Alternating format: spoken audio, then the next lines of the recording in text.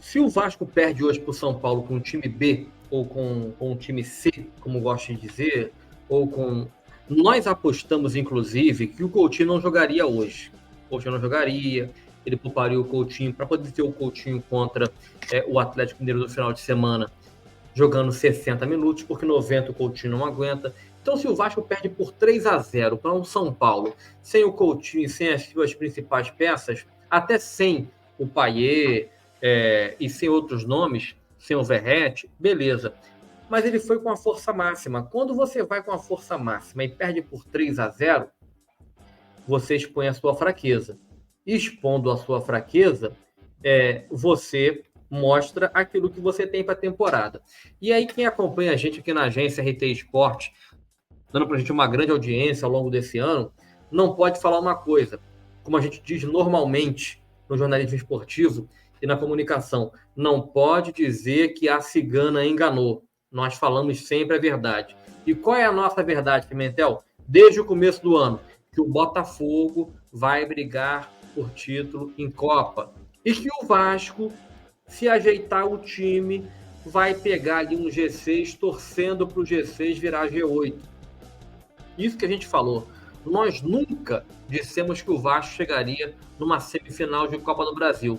Nem o mais emocionado do Ângelo Miranda imaginaria que o Vasco chegaria numa semifinal de Libertadores de Copa do Brasil, melhor dizendo, como o Vasco está e vai enfrentar o Atlético Mineiro e tem chance de passar, porque o Atlético tem vantagem de um gol, então o Vasco pode passar em São Januário, mas nem o mais empolgado vascaíno imaginaria isso, nem o mais robertista, o euriquista, o robertista, que não é o Dinamite, imaginaria isso.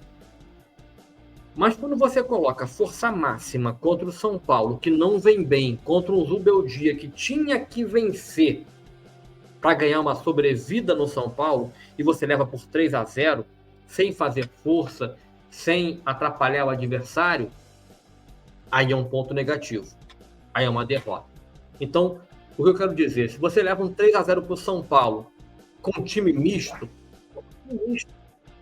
São Paulo, estava de outra história, mas você coloca a sua força máxima, o principal jogador, o seu goleiro não vai bem, você leva o 3-0, você vem para casa combalido. Então, acho que o resultado de hoje pesou muito para o Vasco no Brasileiro e pesa muito para o Vasco na Copa do Brasil. Porque, Pimentel, se a gente for olhar para o Vasco da Gama, qual é a chance do Vasco ser campeão em 2024? Copa do Brasil. Como está mais próximo para o Vasco uma Libertadores da América? Copa do Brasil. Falta um jogo contra o Atlético Mineiro e 2 jogos contra Corinthians ou Flamengo. Você está a 3 jogos de ser campeão da segunda maior competição do Brasil, de ganhar 93 milhões de reais e de se garantir na principal competição da América. 3 jogos.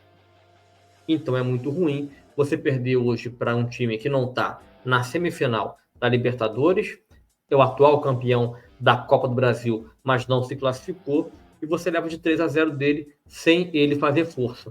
É muito complicado. Então acho que foi muito ruim para o Vasco o resultado de hoje.